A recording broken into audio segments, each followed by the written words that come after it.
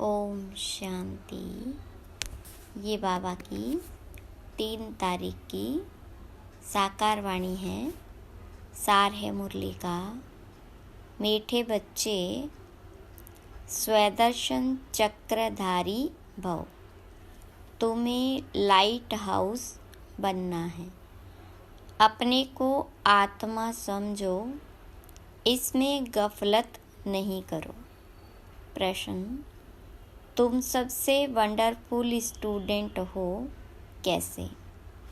तो बाबा ने कहा, तुम रहते ग्रस्त व्यवहार में हो। शरीर निर्वाह के लिए 8 घंटा कर्म भी करते हो। साथ साथ भविष्य 21 जन्मों के लिए भी 8 घंटा बाप समान बनाने की सेवा करते हो।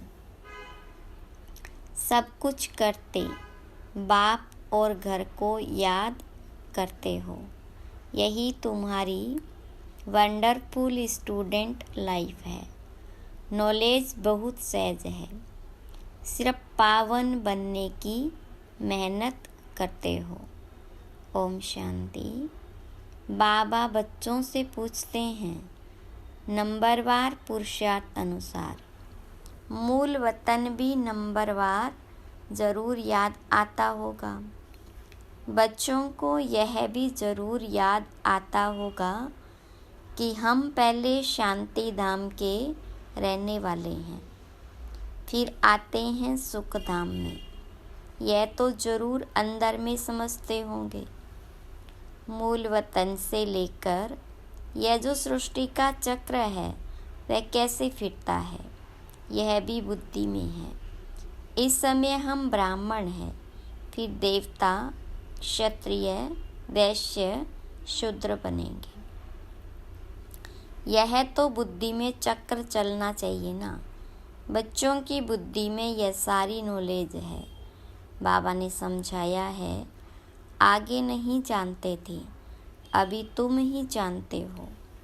दिन प्रतिदिन तुम्हारी वृद्धि होती रहेगी। बहुतों को सिखलाते रहते हो। जरूर पहले तुम ही स्वदर्शन चक्रधारी बनेंगे।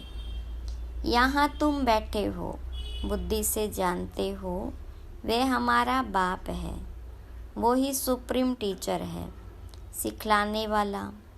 उसने ही समझाया है हम 84 का चक्र कैसे लगाते हैं। बुद्धि में ज़रूर याद होगा ना। यह बुद्धि में हर वक्त याद करना है। लेसन कोई बड़ा नहीं है, सेकंड का लेसन है। बुद्धि में रहता है कि हम कहाँ के रहवासी हैं, फिर यहाँ कैसे पार्ट बजाने आते हैं। 84 का चक्र है। सतयुग में इतने जन्म, त्रेता में इतने जन्म। यह चक्र तो याद करेंगे ना।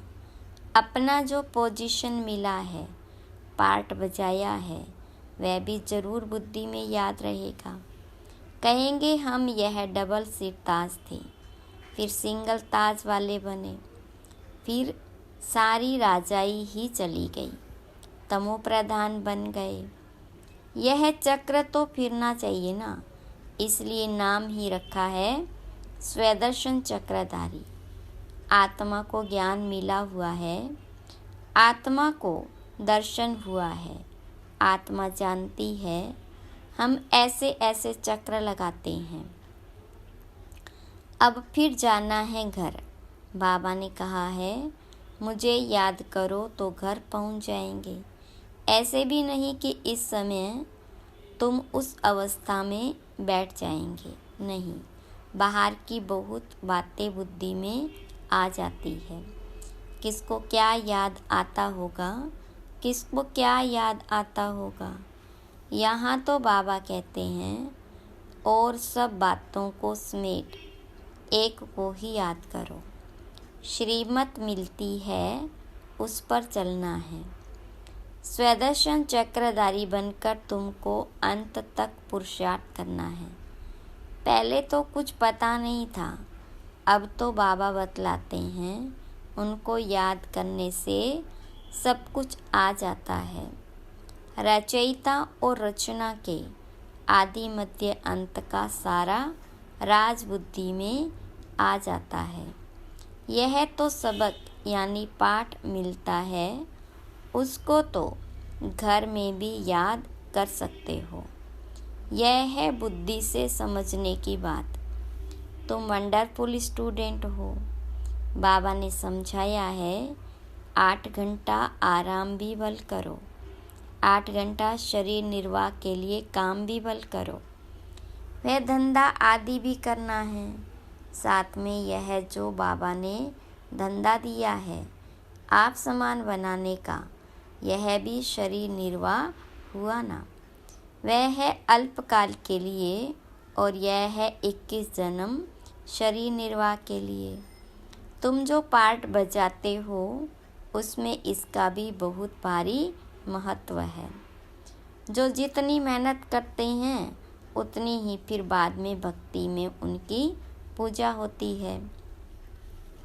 यह सब धारणा तुम बच्चों को ही करनी है। तुम बच्चे पार्टधारी हो।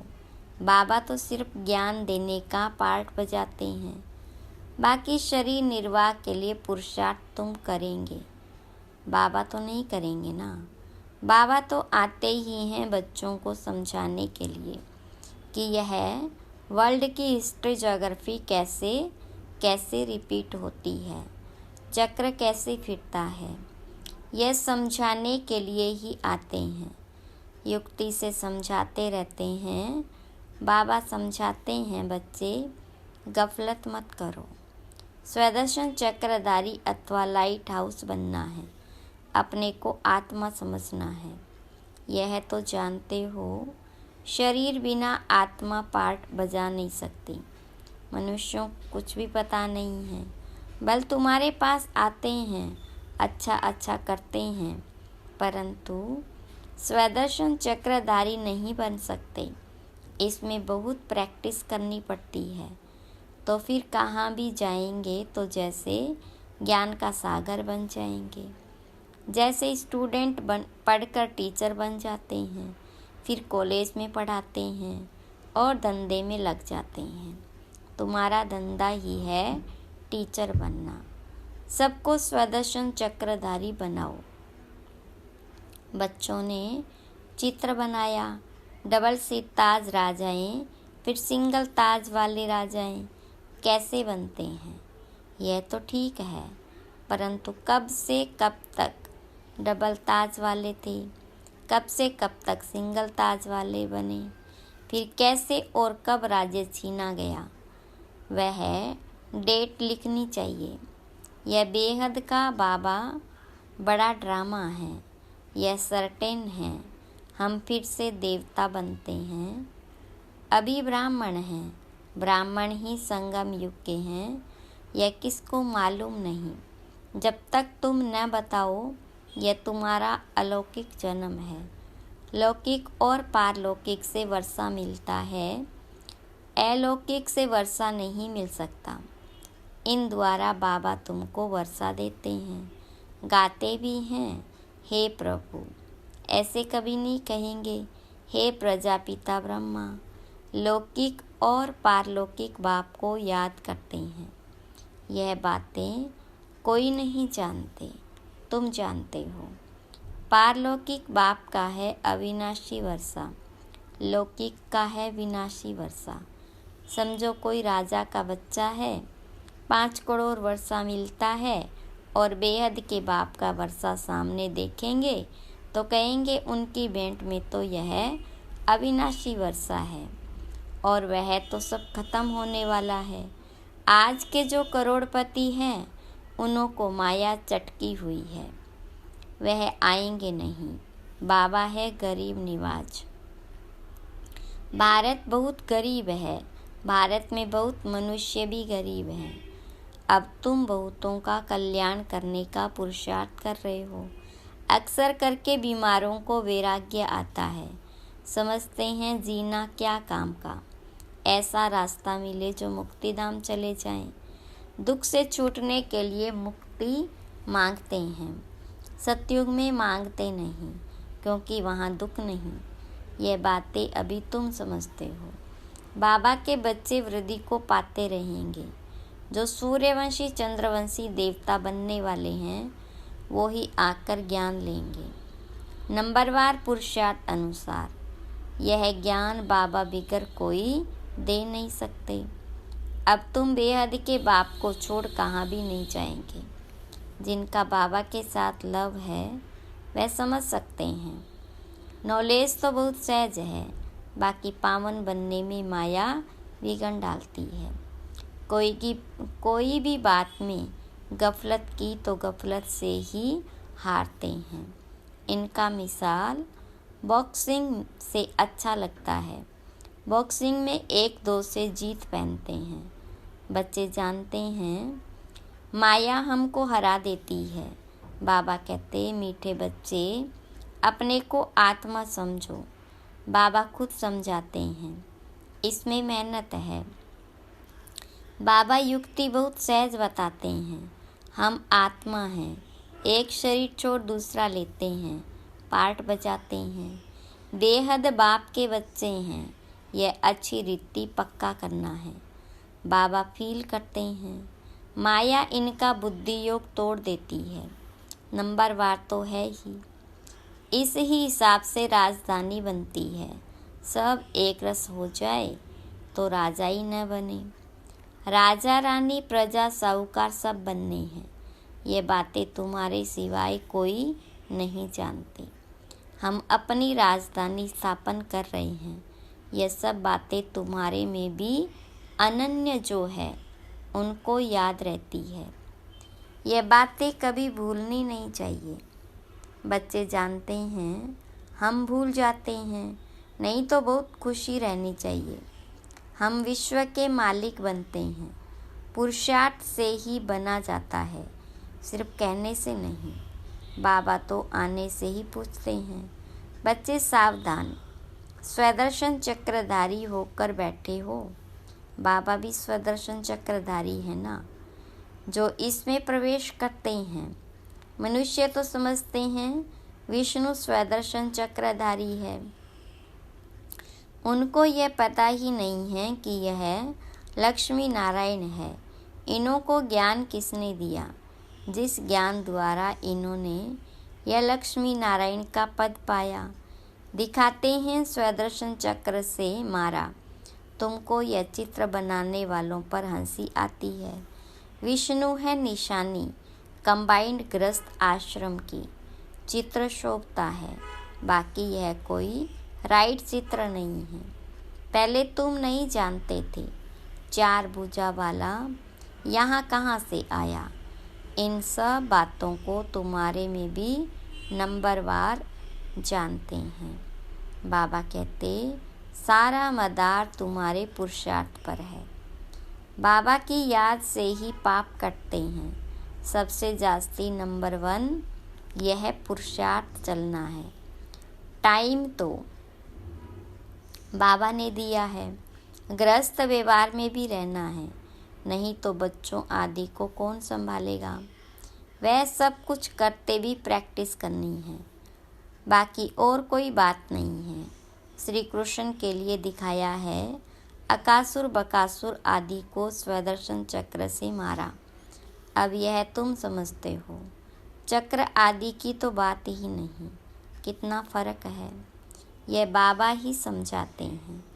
मनुष्य मनुष्य को समझा नहीं सकते। मनुष्य मनुष्य की सद्गति कर नहीं सकते। रचता और रचना के आदि मध्य अंत का राज कोई समझा नहीं सकेंगे। स्वदर्शन चक्र का अर्थ क्या है, सो भी अब बाबा ने ही समझाया है। शास्त्रों में तो कहानियाँ ऐसी बनाई है जो बात मत पूछो। देवताओं को भी हिंसक बना दिया है। अब इन सब बातों पर एकांत में बैठ विचार सागर मंथन करना होता है। रात्रि को जो बच्चे पहरा देते हैं उन्हें टाइम बहुत अच्छा मिलता है। वह बहुत याद कर सकते हैं। बाबा को याद करते स्वदर्शन चक्र भी फिराते रहो। याद करेंगे तो खुशी में नींद भी फिट जाएगी। जिसको धन मिलता है वह बहुत खुशी में रहता है, कभी झुटके नहीं खाएंगे। तुम जानते हो हम एवर हेल्दी वेल्दी बनते हैं, तो इसमें अच्छी रीति लग जाना चाहिए। यह भी अब बाबा जानते हैं, ड्रामा अनुसार जो कुछ चलता है वह ठीक है, फिर भी पुरुषार्थ कराते रहते हैं। अब बाबा शिक्षा देते हैं, ऐसे बहुत हैं जिनमें न ज्ञान है न योग है। कोई बुद्धिवान विद्वान आदि आ जाए तो बात कर न सके। सर्विसेबल बच्चे जानते हैं हमारे पास कौन कौन समझाने वाले अच्छे हैं। फिर बाबा भी देखते हैं यह बुद्धिवान पढ़ा लिखा आदमी अच्छा है और समझाने वाला बुद्धू है, तो खुद प्रवेश कर उनको उठा सकते हैं। तो जो सच्चे बच्चे हैं वह कहते हैं हमारे में तो इतना ज्ञान नहीं था जितना बाबा ने बैठ इनको समझाया। कोई को तो अपना अहंकार आ जाता है, यह भी उनका आना मदद करना ड्रामा में पार्ट नूंदा हुआ है। ड्रामा बड़ा विचित्र है, यह समझने में बड़ी विशाल बुद्धि चाहिए। अब तुम बच्चे जानते हो हम वह राजधानी स्थापन कर रहे हैं जिसमें सब गोरे ही गोरे थे, काले वहाँ होते नहीं। यह भी तुम गोरा और काला चित्र बनाकर लिखो। 63 जन्म कामचिता पर बैठे ऐसे काले बन पड़े हैं, आत्मा ही बनी है। लक्ष्मी नारायण का भी काला चित्र बनाया है। यह नहीं समझते कि आत्मा काली बनती है, यह तो सतयुग के मालिक गोरे थे, फिर कामचिता पर बैठने से काले बनते हैं। आत्मा पुनर्जन्म लेते लेते तमो प्रधान बनती है, तो आत्मा भी काली और शरीर भी काला होता है। तो हंसी हंसी में पूछ सकते हो लक्ष्मी नारायण को कहाँ काला कहाँ गोरा क्यों दिखाया है? कारण ज्ञान तो है नहीं। श्री कृष्ण ही गोरा फिर श्री कृष्ण ही सांवरा क्यों बनाते हैं? यह तो तुम अभी जानते हो। तुमको अभी ज्ञान का तीसरा नेत्र मिला है। अच्छा, मीठे मीठे सिक्की लदे बच्चों प्रति माता पिता बाप दादा का याद प्यार और गुड मॉर्निंग। रूहानी बाप की रूहानी बच्चों को नमस्ते। रूहानी बच्चों की रूहानी बाप दादा को याद प्यार गुड मॉर्निंग और नमस्ते। धारणा के लिए मुख्य सार। पहली पॉइंट, बुद्धि से भरपूर रहने के लिए एकांत में बैठ मिले हुए ज्ञान धन का सिमरण करना है। पावन व सदा निरोगी बनने के लिए याद में रहने की मेहनत करनी है। दूसरी पॉइंट, बाप समान मास्टर ज्ञान सागर बन सबको स्वदर्शन चक्रधारी बनाना है। लाइट हाउस बनना है। भविष्य 21 जन्म के लिए शरीर निर्वाह के लिए रूहानी टीचर जरूर बनना है। वरदान, त्रिकालदर्शी स्थिति द्वारा तीनों कालों का स्पष्ट अनुभव करने वाले मास्टर नॉलेजफुल भव। विस्तार है, जो त्रिकालदर्शी स्थिति में स्थित रहते हैं वह 1 सेकंड में तीनों कालों को स्पष्ट देख सकते हैं। कल क्या थे, आज क्या है और कल क्या होंगे, उनके आगे सब स्पष्ट हो जाता। जैसे कोई भी देश में जब टॉप पॉइंट पर खड़े होकर सारे शहर को देखते हैं तो मज़ा आता है, ऐसे ही संगम युग टॉप पॉइंट है। इस पर खड़े होकर तीनों कालों को देखो और फलक से कहो कि हम ही देवता थे और फिर से हम ही बनेंगे। इसी को कहते हैं मास्टर नॉलेजफुल। स्लोगन, हर समय अंतिम घड़ी है, इस स्मृति से एवर रेडी बनो। ओम शांति।